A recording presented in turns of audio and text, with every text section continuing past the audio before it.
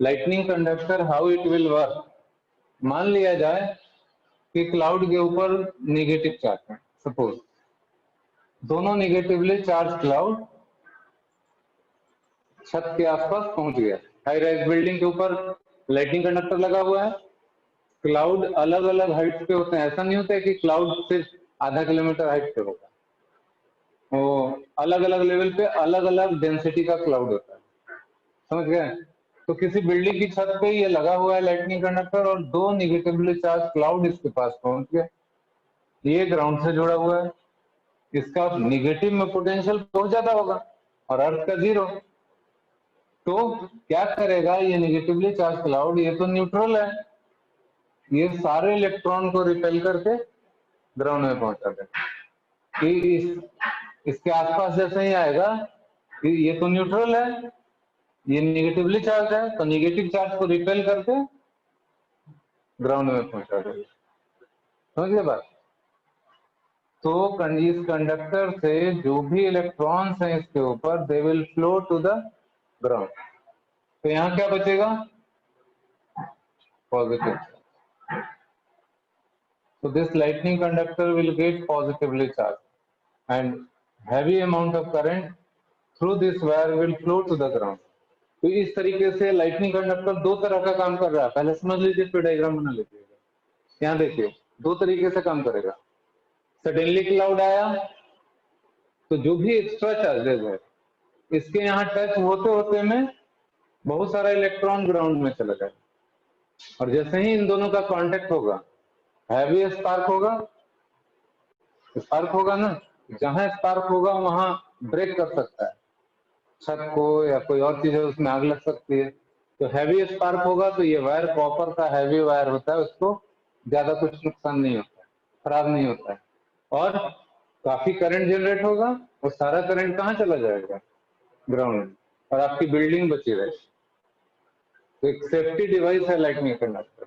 दूसरा, किसी भी जगह पे अगर किसी बिल्डिंग में लगी हुई है, थंडरिंग हो रहा है, तो ये लाइटनिंग कंडक्टर क्लाउड्स को जो चार्ज बॉडी है उसको अपनी तरफ अट्रैक्ट कर लेगा।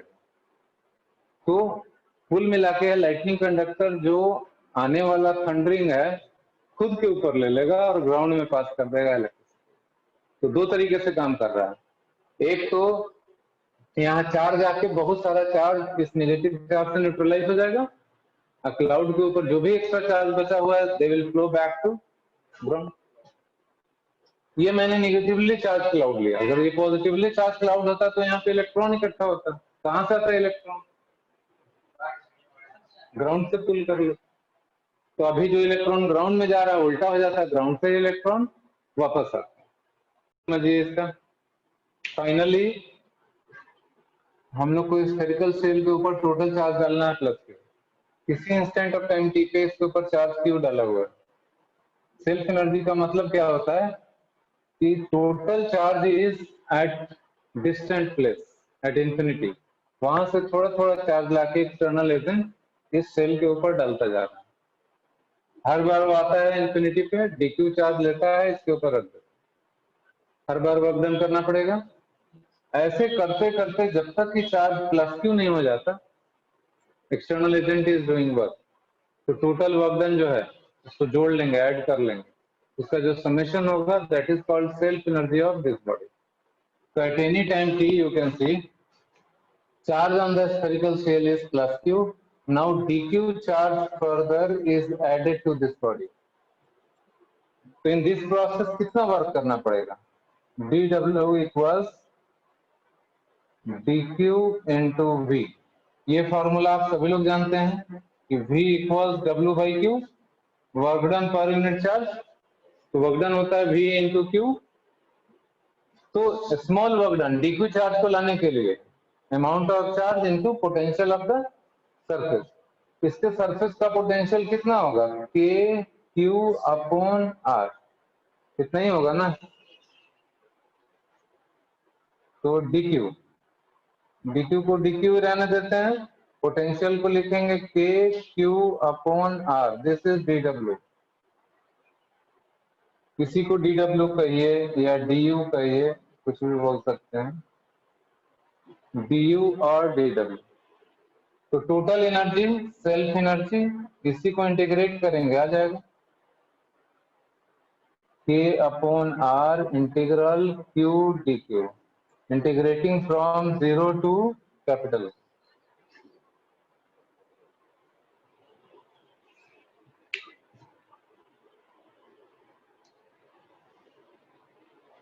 इंटीग्रेट कर लेंगे इसको K upon R Q square by 2.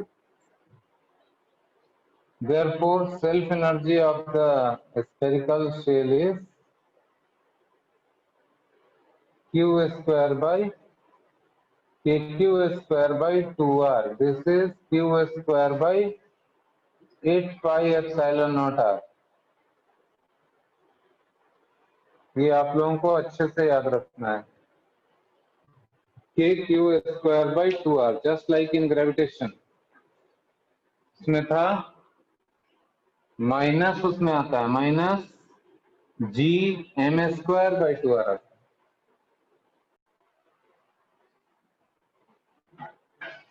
तो इस केस में भी डायग्राम तो सेम रहेगा, पर क्या रहेगा, चार्ज यहाँ आउटसाइड है, वहाँ charge will be available in the entire volume. देखिए here charge is uniformly distributed inside the volume.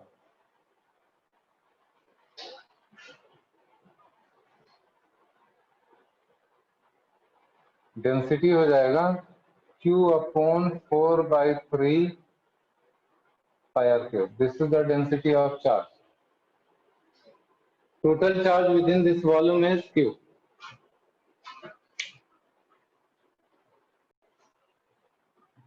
So at any time t, we are assuming there is a sphere of radius small r and same density. इसके ऊपर आप charge ला के apply करना है. ये spherical, ये जो थिन लेयर लगाया गया, इसके ऊपर चार्ज है dq. dq कितना होगा, density into volume of the layer applied. Radius R है, इसका थिकनेस डी आर है, तो वॉल्यूम कितना लिखेंगे 4 pi r square into d r. ये आप सभी लोग जानते ही हैं. ये हो गया चार्ज डेंसिटी और ये हो गया volume of this shaded portion. Same concept यहां भी लगाएंगे जो यहां लगाए. Now work required to apply this layer dw और du. यहाँ पे क्या होगा, dq इंटू पोटेंशियल. इस केस में अभी इस मोमेंट पे पोटेंशियल क्या लिखेंगे, k q by r, where q is charge in this volume, here capital Q. Small q कैसे निकलेगा, k upon r multiplied by q का वैल्यू निकाल लेंगे.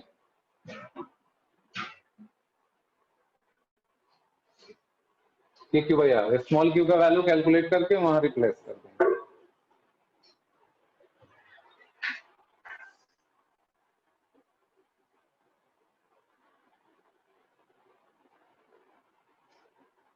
देखिए कैसे कैलकुलेट होगा. स्मॉल q की वैल्यू आ जाएगी density multiplied by 4 by 3 pi r cube. Charge per unit volume into volume of this sphere. अब ये सारा वैल्यू यहाँ रिप्लेस कर देते हैं. v में dq का वैल्यू यहाँ से आ जाएगा, पोटेंशियल का वैल्यू यहाँ से आएगा. सो du इक्वल्स dq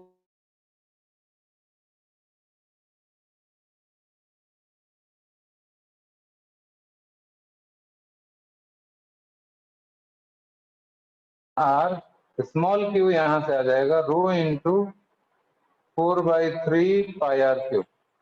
इतना आ गया. थोड़ा सिंप्लीफाई करने के बाद आप लोगों को क्या करना है, इंटीग्रल du कहां से कहां तक करना है, r इक्वल 0 से लेके कैपिटल आर तक.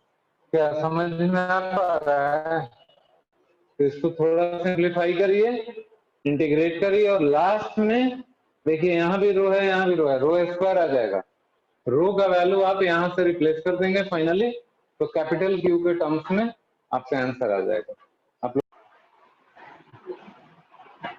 फर्क क्या पड़ा होगा, Q square by pi epsilon not R यहाँ भी आएगा, साथ में क्या आएगा 3/5 यानी 3/20। आपका आंसर आना चाहिए u equal 3q square upon 20 pi epsilon not R. सभी लोग देखिए ये आ रहा है कि नहीं, 3q square by 20 pi epsilon not R. देखिए इसमें ये है, किसी भी पॉइंट चार्ज को सेल्फ एनर्जी नहीं होती, कोई शेप और साइज होगा तभी होगा, क्योंकि पॉइंट चार्ज का कोई साइज ही नहीं होता है। अभी हम लोगों ने केस लिया कि एक स्फेरिकल शेल है जिसके ऊपर चार्ज डाला गया है प्लस q, और इसके सेंटर पे एक और चार्ज डाला गया है प्लस q, एक स्मॉल q है कैपिटल q है। तो दो चार्ज से बना हुआ सिस्टम है, एक है पॉइंट चार्ज ये और ये है यूनिफॉर्मली डिस्ट्रीब्यूटेड चार्ज। दो तरह का चार्ज है, एक यूनिफॉर्म डिस्ट्रीब्यूशन है और एक पॉइंट चार्ज है। यानी इस पॉइंट चार्ज को कोई सेल्फ एनर्जी नहीं है, सेल्फ एनर्जी सिर्फ इस चार्ज को होगा। इस पूरे सिस्टम का एनर्जी लिखना है जिसको हम लोग बोलते हैं इलेक्ट्रोस्टैटिक पोटेंशियल। तो total energy of the system में दो हिस्सा होता है, पहला हिस्सा को बोलते हैं हम लोग सेल्फ एनर्जी जो अभी आपने सीखा, और दूसरे पार्ट को बोलते हैं हम लोग interaction energy. Interaction energy, interaction means दो चार्ज के बीच में जो इंटरैक्शन होता है, एक दूसरे पे जो फोर्स लगाते हैं, उसकी वजह से कितनी एनर्जी है। सेल्फ एनर्जी क्यों होता है, any surface is storing energy, जो उसने सारा एनर्जी किसी बॉडी को चार्ज करने के टाइम पे, जैसे सरफेस को चार्ज करने के टाइम पे वर्क करना पड़ता है, बिना वर्क किए ये चार्ज नहीं होगा, उसकी वजह से ये सेल्फ एनर्जी आती है। एक पॉइंट चार्ज यहाँ रख दीजिए, एक यहाँ रख दीजिए, तो दोनों के बीच में इंटरैक्शन जो होता है, फोर्स जो लगता है, वो इंटरैक्शन एनर्जी है। तो दो तरह का एनर्जी हो गया, एक self energy due to which it contains charge, और एक है इंटरैक्शन। तो जाहिर सी बात है यहाँ self energy due to this charge होगा सिर्फ,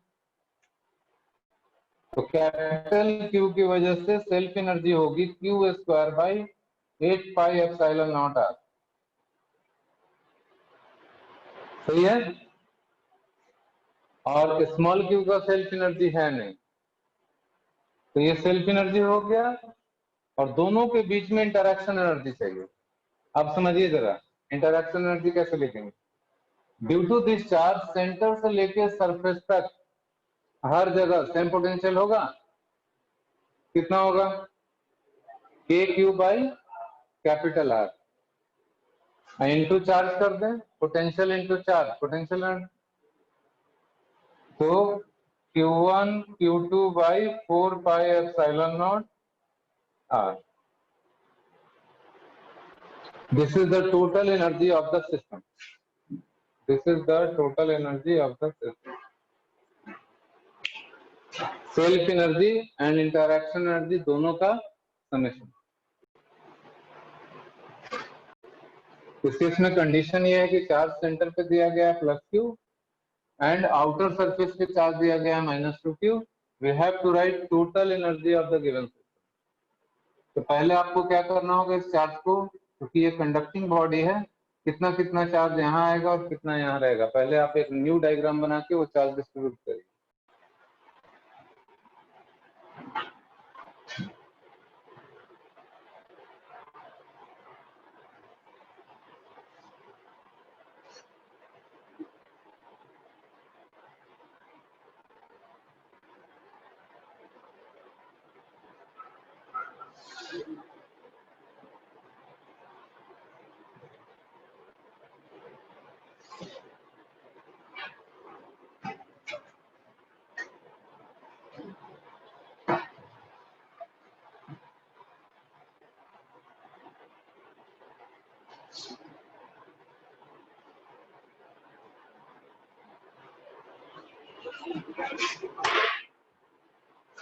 सभी लोगों ने चार्ज डिस्ट्रीब्यूट कर लिया। लेट अस सी, -2 की चार्ज दिया गया है, यहाँ प्लस की अगर आप चार्ज रखते हैं सेंटर पे, तो इनर सरफेस पे निगेटिव चार्ज आ जाएगा, कितना आएगा माइनस, एंड आउटर सरफेस पे कितना बचा, -2q था और ये +q, यानी q -2। क्योंकि इन दोनों का सम इतना ही रहेगा। देख लीजिए, टोटल चार्ज कंजर्व्ड है, charge should always remain conserved. तो ये जो गिवन सिस्टम ऑफ चार्ज है प्लस क्यू का और माइनस क्यू का, it get redistributed in this way. इसका कोई सेल्फ एनर्जी नहीं होगा, इस चार्ज का सेल्फ एनर्जी होगा, इसका सेल्फ एनर्जी होगा। तो सेल्फ एनर्जी दोनों चार्ज का होगा, पहला पॉइंट। दूसरा पॉइंट, इन दोनों के बीच में इंटरेक्शन एनर्जी होगा, फिर इन दोनों के बीच में होगा, और फिर इन दोनों के बीच में भी होगा। नहीं, अगर 3 चार्ज है तो कितने टर्म्स आते हैं पोटेंशियल एनर्जी में? 3c2। कितना टर्म? 3 टर्म। तो ये सोच के लिखना है, total energy of the system, self energy plus interaction energy. Self energy अलग लिखेंगे, इंटरैक्शन एनर्जी अलग अलग लिखते हैं। देखते हैं, देखिए, दिस इज इक्वल टू, पहले सेल्फ एनर्जी देखिए यहाँ, due to this charge self energy हो जाएगा Q square by 8 pi epsilon not R. This radius is R and this radius is capital R. सही है। Second term, due to this charge q minus 2q square by 8 pi epsilon not R. Self energy total हो गया। अब interaction energy पे ध्यान दीजिए, उसी में कंफ्यूजन होगा। सेल्फ एनर्जी लिखने में ज्यादा डाउट नहीं आएगा, फिर दिक्कत आएगा इंटरैक्शन एनर्जी में। देखिए यहाँ, इन दोनों चार्ज के बीच में कितना इंटरैक्शन एनर्जी लिखेंगे? Q1 Q2 by 4 pi epsilon not R. तो नेगेटिव आ जाएगा, तो minus Q into Q by 4 pi epsilon not R. ये हो गया, इन दोनों का हो गया। अब इसका और इसका लिखना है, तो Q into this, Q into Q minus 2Q by 4 pi epsilon naught, कौन सा रेडियस होगा? Capital R. ये ठीक है, इन दोनों में दिक्कत नहीं होती है। दिक्कत किस में होती है? इन दोनों की लिखनी होगी वैल्यू तक। बताइए तो कितना होगा?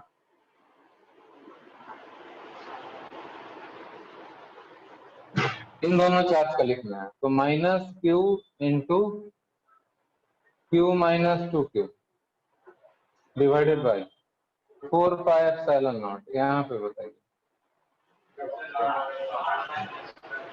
हाँ, तो मैक्सिमम स्टूडेंट यही बोलते हैं आर माइनस आर, लेकिन ऐसा नहीं है। ड्यू टू दिस चार्ज, यहां से यहां तक हर जगह potential K into this charge upon capital are होगा। पोटेंशियल पता चल गया, ठीक। यहाँ पे भी, यहाँ पे भी, यहाँ पे भी, यहाँ पे भी। सो जहां जहां ये माइनस क्यू डिस्ट्रीब्यूटेड है इनर सरफेस पे, हर जगह का पोटेंशियल आपको कितना हो गया? K into this charge upon capital R. अब potential into this charge, potential energy इतना होना चाहिए। देखिए, यही गड़बड़ होता है, यही समझने में दिक्कत आती है। मैं फिर से एक बार समझाता हूँ। इस डायग्राम में there are 3 concentric spherical shells with charges as shown in the diagram, minus q, plus 2q and plus q. Radii small r, r and r1. Find the total electrostatic potential energy of this system. देखिए, charge को अगर distribute करें, ये minus Q है, minus Q ही रहेगा। ये 2q है, वो 2 पार्ट में बढ़ जाएगा। अंदर वाले सरफेस पे आ जाएगा माइनस क्यू प्लस क्यू, और बाहर भी रह जाएगा प्लस क्यू। ये चार्ज में से फिर माइनस क्यू अंदर आ जाएगा और बाहर में 2q हो जाएगा। ये स्थिति बन जाएगी। ये गिवन चार्ज है और ये final charge distribution. Minus Q है, प्लस क्यू अंदर आ जाएगा, बाहर प्लस क्यू रह जाएगा। प्लस क्यू फिर अंदर है, माइनस क्यू इंड्यूस करेगा, बाहर एक और प्लस क्यू आ जाएगा। तो this is the final charge distribution. मगर ये दोनों चार्जेस का डिस्टेंस सेंटर से तो आर ही है, तो अलग अलग दिखे या इतना ही रहने दे, कोई फर्क नहीं पड़ता। ये दोनों चार्ज सेम सरफेस पे है, सिर्फ एक अंदर है और एक बाहर है, दोनों मिला के फिर यही चार्ज है। तो हम लोग चार्ज को इस तरीके से डिस्ट्रीब्यूट कर दें तो बहुत सारा टर्म दिखने लगेगा, लेकिन कोई फर्क नहीं पड़ता है, इससे भी एनर्जी लिखेंगे और इससे भी लिखेंगे तो सेम ही आएगा। इस चार्ज के चलते अंदर वाले सरफेस पे सेल्फ एनर्जी होगा और इस चार्ज की वजह से बाहर वाले सरफेस। तो इसलिए इस केस में चार्ज डिस्ट्रीब्यूट करने या ना करने से हम लोग के आंसर पे कोई फर्क नहीं पड़ेगा। देखिए फिर, total energy of the system self energy plus interaction energy. पहले सेल्फ एनर्जी मैं यहां लिख रहा हूं, देखिए due to this charge self energy हो जाएगा Q square by 8 pi epsilon not small R. ये इस चार्ज का हो गया। देखिए माइनस साइन नहीं है, due to plus two Q charge by 8 pi epsilon not capital R, due to this charge हो गया। Now outer charge Q square by 8 pi epsilon not R1, ये टोटल सेल्फ एनर्जी हो गया। अब interaction energy लिखेंगे, interaction energy मैं यहां लिख रहा हूं, देखिए इन दोनों का फिर इन दोनों का फिर इन दोनों, ऐसे ही करेंगे ना, इस चार्ज और इस चार्ज के बीच, फिर इसका और इसका, फिर इन दोनों का, 3 टर्म और आएगा। इन दोनों के लिए minus Q into 2Q by 4 pi epsilon naught. कौन सा रेडियस लेंगे? कैपिटल आर, प्लस फिर इसका और इसका, तो कौन सा रेडियस आएगा इन दोनों में? R1। यही समझना है, क्योंकि जब भी गलती होगी इस रेडियस में ही गलती होगी। अब इन दोनों का कौन सा रेडियस? R1, तो Q into 2Q by 4 pi epsilon not R1। ये 6 टर्म हुआ। आप इसको सिंप्लीफाई कर सकते हैं थोड़ा, जैसे R1 सब एक साथ आ जाएगा और कैपिटल R एक साथ आ जाएगा और स्मॉल r एक अलग आ जाएगा। तो इन 6 टर्म को हम लोग 3 टर्म में कन्वर्ट कर सकते हैं, स्मॉल r वाला अलग, कैपिटल R वाला अलग, R1 अलग। ये समझने के लिए कि आप ये लिखना जानते हैं कि नहीं। सब लोग डायग्राम देखिए, इनर सरफेस को चार्ज दिया गया है -Q and outer surface को चार्ज दिया गया है +2Q and this portion is conducting portion. Find the total electrostatic energy of the given system. जिनका नहीं आया सब लोग देखिए, फाइनल चार्ज डिस्ट्रीब्यूशन जो होगा यहाँ -Q ही रहेगा इसके ऊपर, इस +2Q में से +Q यहाँ आ जाएगा और +Q यहाँ बचा रहेगा। This is the final charge distribution, -Q on this surface, +Q on its inner surface and +Q on the outer surface. ये 3 चार्ज हो गया। मैं फिर से यहाँ लिख दे रहा हूँ, देखिए फाइनल चार्ज डिस्ट्रीब्यूशन ऐसा रहेगा, यहाँ -Q, यहाँ +Q और यहाँ +Q। Now total energy of the system, self energy plus interaction energy। देखिए यहाँ सेल्फ एनर्जी पहले मैं लिख रहा हूँ, इसका